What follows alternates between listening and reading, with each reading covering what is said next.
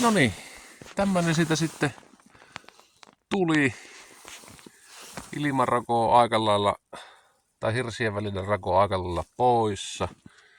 Jossakin voi ehkä olla vähän pikkusen jäätäkin. Mä koitin kyllä rapsutella ne siltä pois ja tuon näköinen salavos siitä sitten tuli. Oikein jos on riittinen, niin tuo on pikkusen liian iso, mutta kyllä se siitä pikkusen hieno säätää niin se tippuu siitä alaspäin. Ja toiselta puoli on sitten tämän näköinen. Noin, ja tuonne persien tullaan sitten harjan varre pistän pystyyn, ne pysyy kasassa, kun tuohan lyhenee sitten tuo sivu sillä lailla, että seuraavan hirren päähän tullaan varmaan johonkin näille paikkeille, koska tähän tulee sellainen vitainen katto, niin kuin tiedät, niin sitten seuraava.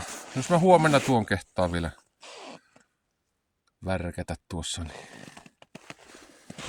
tämmöistä hommaa. Tämmönen tappaus. Ja muuta kuin viikonloppuja.